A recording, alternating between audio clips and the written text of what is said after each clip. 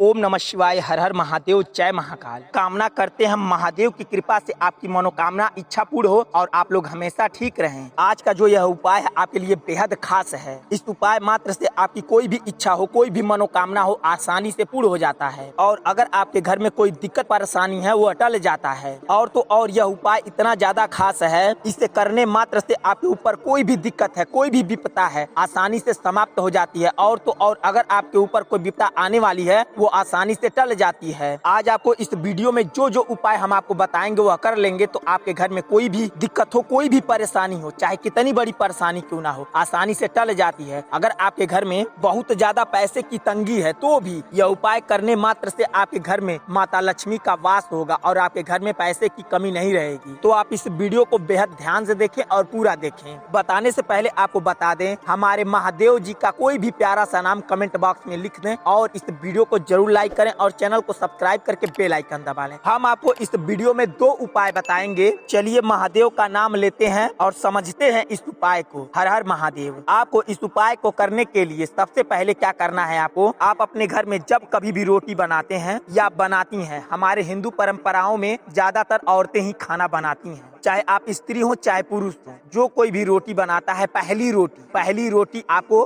बनाकर अच्छे से निकाल लेनी है। पहली रोटी निकाल कर साफ सुथरी जगह रख दें। जब आप पूरा रोटी बना लें, जाएं जहां कहीं भी आप पूजा पाठ करते हो या करती हो, उस रोटी को लेकर वहां चले जाना है। उस रोटी को अच्छे से रख लेना है और उस रोटी पर थोड़ा सा गुड़, इस बात का बेहद ध्यान दें, गुड़ जो आप लें वो साफ सुथरा होना चाहिए। ऐसा नहीं कि कहीं से उठा लेना, साफ सुथरा गुड़ होना चाहिए। छोटा सा आपको गुड़ का टुकड़ा ले लेना है और उस टुकड़े में 7 टुकड़ा कर लेना है। इस बात का बेहद ध्यान देना, 7 टुकड़ा कर लेना है। अब उस रोटी पर एक एक टुकड़ा रखना है और आपको ओम नमः शिवाय का जाप करके रखना है। टुकड़ा कैसे रखना है आपको बेहद विस्तार से बता देते हैं। पहला टुकड़ा उठाना है, ओम नमः शिवाय बोलना है और धीरे से उस पे फूंक मार के रोटी पर रख देना है। फिर दूसरा टुकड़ा उठाना है, ओम नमः शिवाय बोलना है, फूंक मार कर धीरे से रोटी पर रख देना है। ऐसे ही आपको 6 टुकड़े पर ओम नमः शिवाय बोलकर फूंक मार कर रोटी पर रख देना है। जैसे ही आप 7वां टुकड़ा उठाएं, 3 बार एक मंत्र बोलकर 7वां टुकड़ा ओम श्री नंदीश्वराय नमः 3 बार बोलकर टुकड़ा रखकर किसी भी गाय को खिला देना है। कैसे खिलाना है आपको बेहद ध्यान दें। ऐसा नहीं कि आप कहीं भी जाएं कहीं पर खिला दें, नहीं, आपको ऐसे नहीं खिलाना है। नंदी महाराज को अपने द्वार पर बुलाना है। अपने द्वार पर थोड़ा सा उनका एक पैर चढ़ जाए तब वह रोटी उनको खिला देनी है। और रोटी खिलाने के बाद नंदी महाराज के सिर पर स्पर्श करके हाथ जोड़कर उल्टे पांव घर में चले जाना है। ऐसा करने से आपके घर की दरिद्रता चली जाएगी और आपके घर में माता लक्ष्मी का वास होगा। अब आपको यह उपाय करने के बाद अब क्या करना है, इस पे बेहद ध्यान दें। अब आपको लेना है थोड़ा सा हरा मूंग और थोड़ा सा चंदन और एक बाती, एक दिया और थोड़ा सा उसमें तेल डालने के लिए तेल। और तेल किस चीज का होना चाहिए, तिल का तेल होना चाहिए। यह सारा सब कुछ लेकर चले जाएं भगवान शिव के मंदिर पर। इस बात का बेहद ध्यान रखें, आपके घर से जो सबसे नजदीक शिव मंदिर हो वहीं पर जाना है। इतना सब कुछ लेकर शिव मंदिर पर चले जाएं। शिव मंदिर पर जाने से पहले ही आप अपने घर पर यह सारा सामग्री ले लें और 1 लोटा जल ले लें और उसमें गंगा जल डाल लें। अगर गंगा जल ना हो तो कोई बात नहीं है। अगर आपके घर गंगा जल है तो उसमें 1-2 बूंद उस लोटे के जल में आपको गंगा जल ले लेना है। और आप चाहते हो कि महाराज जी को फूल पत्ती चढ़ाना है तो वह आप ले सकते हैं, पर यह इतना सामग्री आपको लेना अनिवार्य है। अब आप चले जाएं भगवान शिव के मंदिर पर।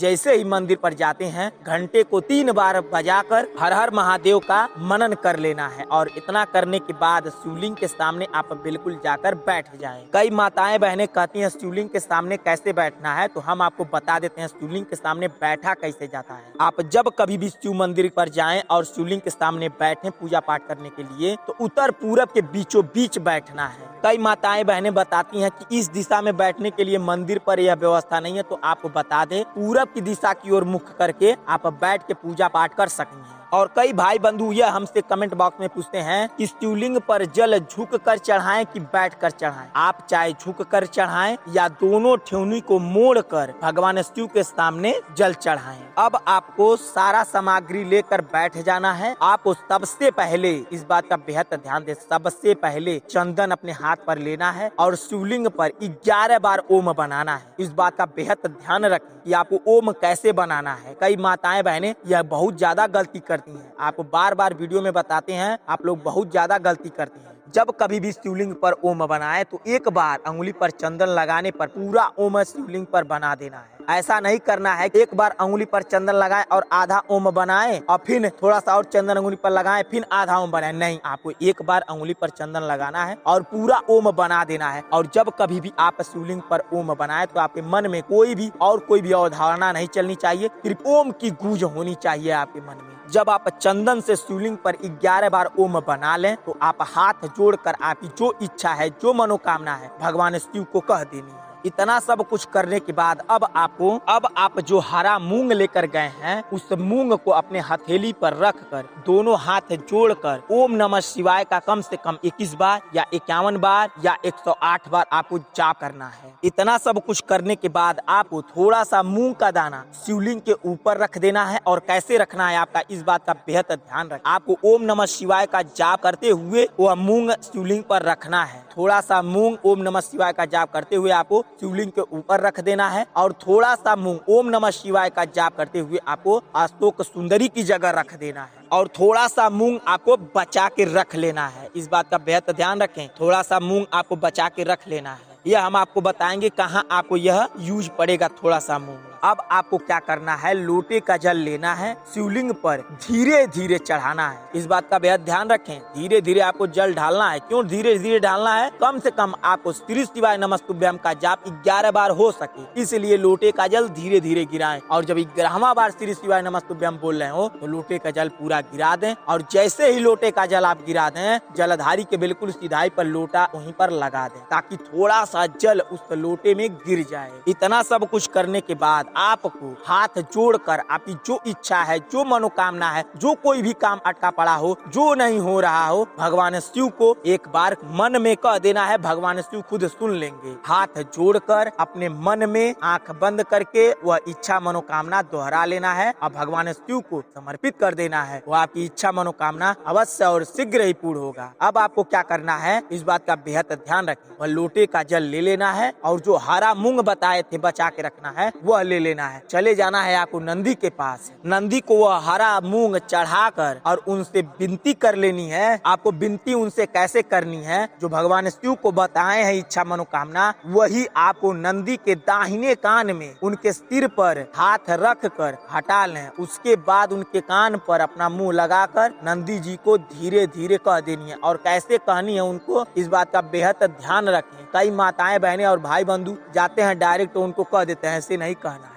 नंदी जी को कान में सबसे पहले ओम नमः शिवाय बोलना है। ओम नमः शिवाय बोलकर अपनी इच्छा मनोकामना कह देनी है। उसके बाद जब इच्छा मनोकामना खत्म हो जाए तो ओम नमः शिवाय बोलकर खत्म करनी है। जैसे हम आपको समझा देते हैं, जैसे कि ओम नमः शिवाय बोले, अपनी इच्छा मनोकामना कह दिए और ओम नमः शिवाय बोलकर इच्छा मनोकामना खत्म कर लिए। इतना सब कुछ करने के बाद आपको वह लोटे का जल जो थोड़ा बहुत बचा है जलधारी के बिल्कुल सीधाई पे जो गिरा था लोटे का जल, वह लोटा और जल लेकर अपने घर चले आए और उस जल में थोड़ा सा और जल मिला लें और अपने घर में ओम नमः शिवाय जाप करते हुए उस घर में पूरा छिड़काव कर दें। ऐसा करने से आपकी इच्छा मनोकामना अवश्य ही पूर्ण होगा और आपके घर में माता लक्ष्मी का वास होगा। यह उपाय करने से आपके घर में धन की कभी कमी नहीं होगी। पर यह उपाय अगर आप सच्चे मन से करते हैं तो आपको ठीक उसी शाम उसी शिव मंदिर पर जाना है जिस शिव मंदिर पर आप पूजा पाठ किए हो। और कब जाना है, जब सूर्य देवता डूब जाते हैं और जो लालिमा छाई रहती है उसी समय आपको एक दिया और वही लाल चंदन थोड़ा सा और ले लें और लेकर चले जाएं। और आपको एक बाती और थोड़ा सा तिल का तेल लेकर चले जाना है। आप जैसे ही शिव मंदिर पर जाएं, वहां पर ठीक जिस प्रकार आप सुबह में चंदन से ओम बनाए थे उसी प्रकार आप शिवलिंग पर ओम बना दें। और 11 बार अब भी आपको शाम को भी ओम बनाना है। अब आपको वहां पर एक दीपक जलाना है। दीपक जलाकर आपको उस दीपक का आंच लेकर आंख बंद करके आपकी जो इच्छा है, जो मनोकामना है कहकर आपको चले आना है अपने घर पर। अब आपका यह उपाय पूर्ण होगा और आपकी जो इच्छा है, जो मनोकामना है, वह शीघ्र और अवश्य पूर्ण होगा। अगर आपको यह उपाय समझ में आ गया हो तो कमेंट बॉक्स में श्री शिवाय नमस्तुभ्यम जरूर लिखें। अगर नहीं समझ में आया हो तो कमेंट बॉक्स में पूछ सकते हैं, हम आपको वहाँ भी बताने की पूरी कोशिश करेंगे। चलिए मिलते हैं आपसे अगली वीडियो में, तब तक के लिए श्री शिवाय नमस्तुभ्यम। हर हर महादेव।